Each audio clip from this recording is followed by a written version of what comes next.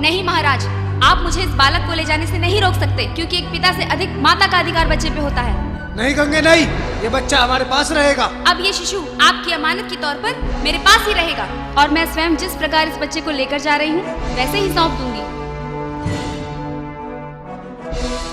ठीक है देवी, आप इस शिशु को अपने साथ ले जा सकती हैं। ठीक है महाराज, प्रणाम।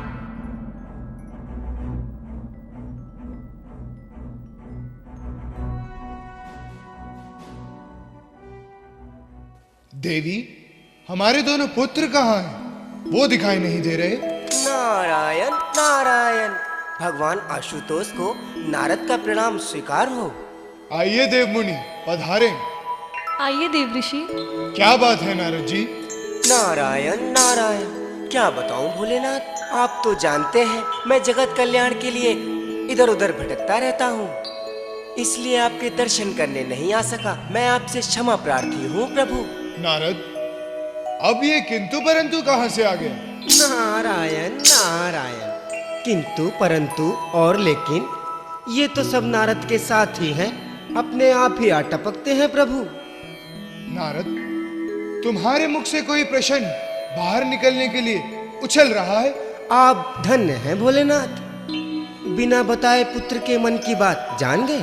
महेश्वर सप्तऋषियों के श्राप से श्रापित अष्टवसु गंगा मैया की कोख से जन्म लेकर श्राप से मुक्ति तो पा गए, परंतु हे भोलेनाथ, परंतु एक पुत्र जो बचा है वो गंगा की देखरेख में पल रहा है।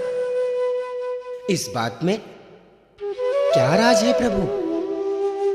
नारद, कुछ बातें ऐसी होती हैं जिन्हें उजागर नहीं किया जाता, और कुछ प्रश्न ऐसे होते हैं जिन्हें भविष्य के लिए छोड़ दिया जाता है। किंतु मैं फिर भी तुम्हें यह बताऊंगा, जो पुत्र बच गया है वो भविष्य में भीष्म के नाम से प्रसिद्ध होगा।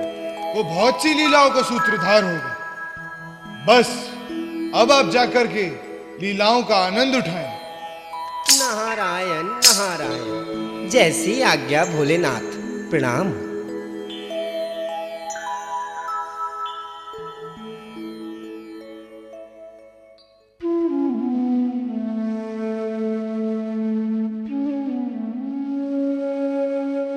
मैंने गंगा के साथ बच्चे को भेजकर कहीं गलती तो नहीं की?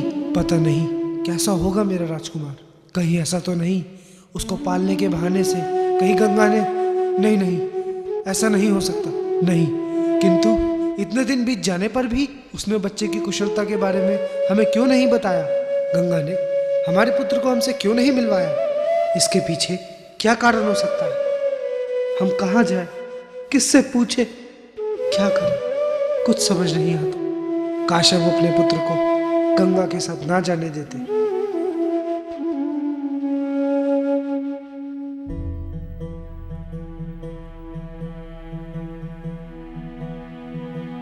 वो मारा। इतनी सी उम्र में इतना पक्का निशाना? ये बालक अवश्य बड़ा होकर एक योद्धा बनेगा। चलकर पता करता हूं ये बालक है कौन।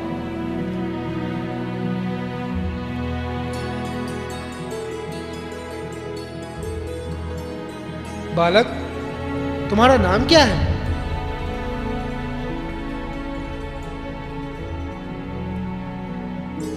मैं हस्तिनापुर नरेश, महाराज शांतनु का राजकुमार हूँ और यहाँ शिकार कर रहा हूँ। परंतु मुझे ये बताइए, आप मेरे बारे में पूछने वाले कौन हैं? कौन हो आप? तुम झूठ बोलते हो, तुम महाराज शांतनु के पुत्र नहीं हो सकते।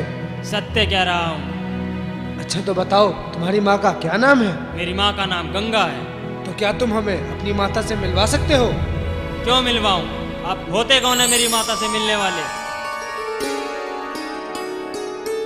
स्वामी, आप? गंगे, तुम?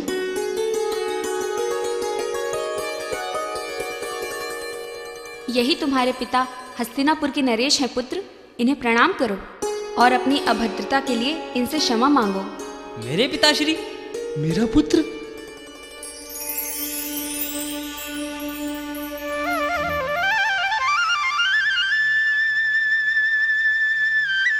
महाराज, आज मैं आपकी धरोहर आपको सौंप रही हूँ।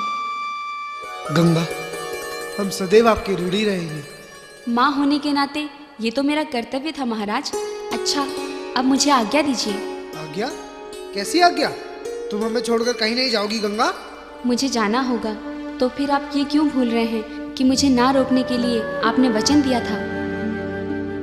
इसलिए मुझे रोकने की चेष्टा ना कीजिए। ठीक है देवी, जैसी तुम्हारी इच्छा। प्रणाम महाराज।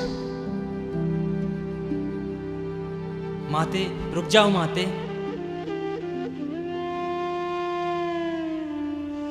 नहीं पुत्र, उन्हें जाने दो।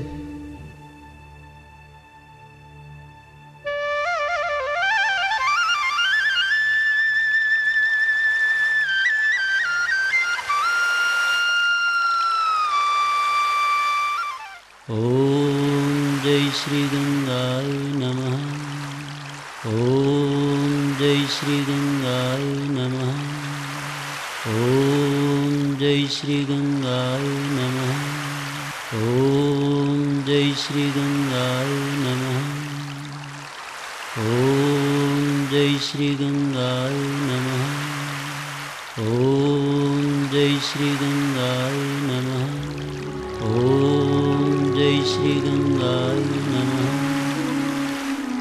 भक्त रविदास। हे माते, मैं भक्त रविदास आपकी सेवा में ये पुष्प भेंट कर रहा हूँ। इन्हें स्वीकार करें माँ, और मुझ दास पर कृपा करें। तथास्तु पुत्र, लाओ पुष्प दो।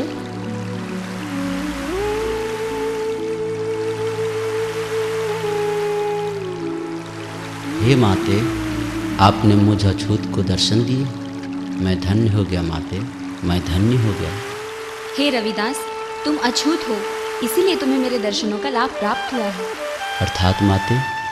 अर्थात आशा, तृष्णा, मोह, माया, काम, क्रोध, इन सब से तुम दूर हो। ना तो तुम्हें ये छू पाया है और ना ही ये छू पाएगा। तन का क्या है? तन तो सभी का मलिन होता है, वो चाहे क्षत्रिय हो, शूद्र हो, ब्राह्मण हो या फिर वैश्य हो।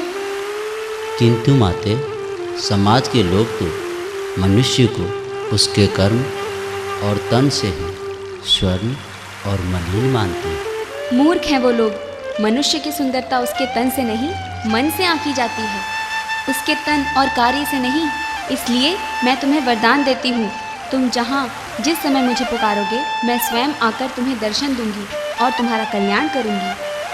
आप दयालु हैं माँ, कृपालु हैं माँ, ममता की मूर्ति हैं माँ। मैं आपका आशीर्वाद पाकर धन्य हो गया। मैं आपका सदैव ऋणी रहूँगा। आयुष्मान भव पुत्र।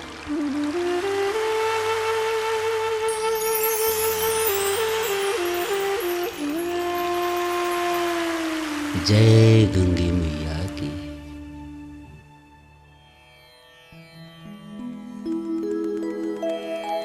जय गंगा मैया की भक्त रविदास। जय गंगे मैया पंडित जी। आइए बैठिए। नहीं नहीं, बैठने का समय नहीं, मैं तुम्हें बुलाने आया था। किस लिए पंडित जी? गंगा नहाने के लिए। आओ जल्दी चलो। आज तो आपको अकेले ही जाना पड़ेगा, आज मुझे बहुत सारा काम है। ठीक है भक्त, मैं चलता हूँ। अरे हाँ पंडित जी, तनिक रुकिए, ये कुछ प्रसाद मैं आपको देता हूँ, आप गंगा मैया को दे देना।